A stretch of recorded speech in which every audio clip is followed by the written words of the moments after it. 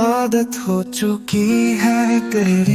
सर्वोज की आवाज सुनकर डोरनॉब पकड़े हुए ख्याति का हाथ जम गया। सर्वोज पहले ही बोल चुका था, अब वो उसकी बात को इग्नोर करके जाने की हिम्मत कैसे कर सकती थी। सर्वोज जैसे ही नीचे आया, राधिका ने रिस्पेक्टफुल होकर उससे कहा, गुड मॉर्निंग सर। सर्वोज जाकर चेयर पर बैठ गया और सर्वेंट ने डाइनिंग टेबल पर ब्रेकफास्ट लगाना शुरू कर दिया। ख्याति के पास दूसरा कोई भी ऑप्शन नहीं था, वो सिर्फ बैठकर अपना ब्रेकफास्ट खत्म कर सकती थी। सर्वोज ने न्यूज़पेपर उठाया और आराम से बिजनेस न्यूज़पेपर रीड करने लगा। ब्रेकफास्ट करते हुए ख्याति ने अपना मोबाइल निकाल कर देखा, वो पहले ही लेट हो चुकी थी, इसलिए उसने थोड़ा ही खाया। वो जैसे ही चेयर से उठने वाली थी, सर्वोज बोला, बस इतना कम, थोड़ा और खाओ। ख्याति वापस बैठ गई और खाने लगी। सर्वोज न्यूज़पेपर रीड करते हुए बीच बीच में कुछ खा लेता था या पी लेता था। सर्वोज ने ख्याति की तरफ देखा भी नहीं, लेकिन ख्याति की उठकर जाने की हिम्मत नहीं हो रही थी। वो 1 घंटे तक वेट करती रही, जब तक कि सर्वोज ब्रेकफास्ट करने के बाद न्यूज़पेपर रीड करके वापस ऊपर नहीं चला गया। जैसे ही सर्वोज उठकर अपने रूम की तरफ गया, ख्याति फौरन डोर की तरफ भागी और बाहर निकल गई। सर्वोज अपने रूम की बड़ी सी विंडो पर हाथ फोल्ड करके टिक कर खड़ा था और पतले पर्दे के पीछे से ख्याति को सड़क पर भागते हुए देख रहा था। उसके होठों पर हल्की सी स्माइल आ गई। तभी सर्वोज को लगा वो उसके लिए कुछ ज्यादा ही पोलाइट हो रहा है। उसने तुरंत अपनी फीलिंग्स को कंट्रोल कर लिया और उसके एक्सप्रेशन हमेशा की तरह कोल्ड हो गए। ख्याति पागलों की तरह भाग रही थी, उसकी सांस फूल गई थी और उसकी पूरी बॉडी पसीने से भीग गई थी। फाइनली वो मेन सड़क पर पहुंच गई। उसने टाइम देखा, वो पहले ही 1 घंटे लेट हो चुकी थी। उसने टैक्सी बुक करने के लिए अपने मोबाइल ऐप का यूज किया, लेकिन उसे डबल पैसे देने पड़ रहे थे। ख्याति ने सोचा, सर्वोज ने ये सब जानबूझकर किया है। उसे पहले ही पता था कि मैं लेट हो रही हूँ, लेकिन फिर भी उसने मुझे जबरदस्ती 1 घंटे तक डाइनिंग टेबल पर बैठा कर रखा। बदमाश कहीं का। ख्याति ने दिल ही दिल में सर्वोज को बहुत कोसा। वो सड़क के किनारे खड़ी होकर टैक्सी का वेट करती रही। उसे नहीं पता था कि आज उसे टैक्सी क्यों नहीं मिल रही थी। शायद इसलिए कि उसकी किस्मत बहुत खराब थी। तभी उसके मोबाइल पर नोटिफिकेशन टोन बजा। उसने देखा तो निधि का एक वॉइस नोट था। ख्याति तुम कहाँ हो? थोड़ी देर में तुम्हारी सीन शूट करना है। ख्याति ने भी एक वॉइस नोट छोड़ते हुए रिप्लाई किया, मैं बस आ रही हूँ, मुझे थोड़ा सा टाइम और लगेगा। तभी उसने सड़क पर एक कार को देखा। ड्राइविंग सीट पर प्रतीक था। उसने विंडो ग्लास नीचे करके ख्याति को ग्रीट किया। ख्याति ने भी उसे देखकर स्माइल पास कर दी।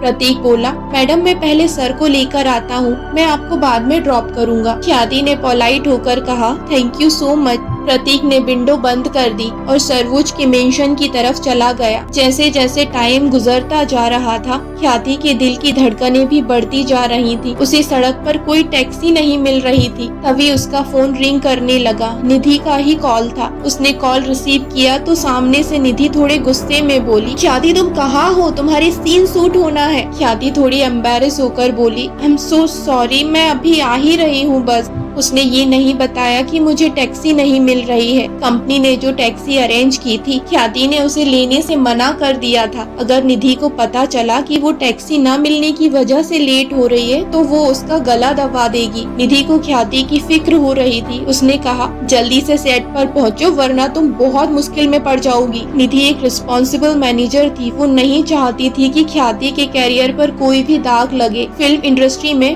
टाइम से न आने वाले लोगों को बहुत बुरा समझा जाता है। निधि ने कॉल डिस्कनेक्ट कर दिया और उसे जल्दी आने के कुछ और इंस्ट्रक्शन दिए। ख्याति को लग रहा था कि शायद वो शूटिंग पर टाइम से नहीं पहुंच पाएगी। 2 मिनट बाद उसने सामने से ब्लैक कलर की रोल्स रॉयस फैंटम को आते हुए देखा और कार उसके सामने आकर रुक गई। प्रतीक जो ड्राइव कर रहा था, उसने विंडो नीचे करके कहा, मैडम आइए। तुम्हें रुकने के लिए किसने कहा? सडनली सर्वोज की वॉइस कार में गूंज गई। ख्याति जो कि कार का डोर ओपन करने ही वाली थी, उसका हाथ हवा में ही रुक गया। प्रतीक ने झिझकते हुए कहा, लेकिन सर वो मैडम बहुत देर से। प्रतीक कहना चाहता था कि मैडम बहुत देर से टैक्सी का वेट कर रही हैं, लेकिन सर्वोज की घूरती हुई नजरों के सामने वो सहमकर चुप हो गया। सर्वोज ने गुस्से में ऑर्डर देते हुए कहा, कार ड्राइव करो। प्रतीक ने एम्बैरेस होकर ख्याति की तरफ देखा। और जल्दी से कार का विंडो बंद करके कार आगे बढ़ा दी। सर्वोच्च गुस्से में प्रतीक से बोला,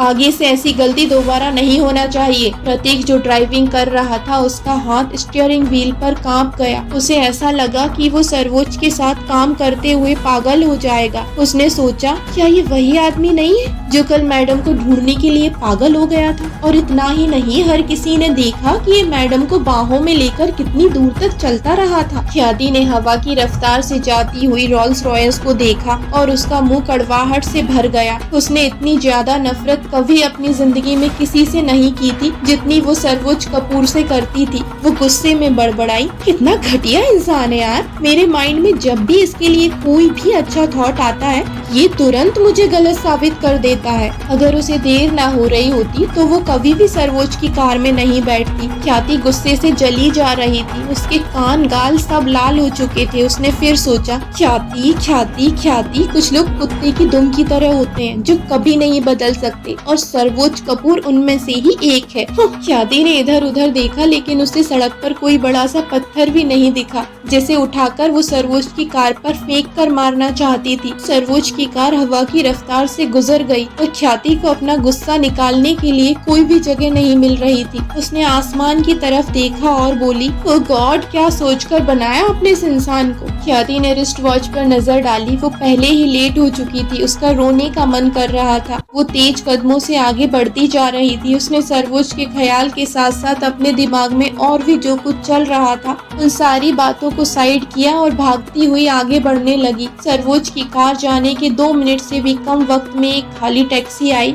और उसने हाथ हिलाया। टैक्सी रुक गई। सेट पर सभी की आंखें ख्याति पर जमी हुई थी। ऐसा लग रहा था जैसे उसे लोग आंखों से ही जलाकर मार देना चाहते हो।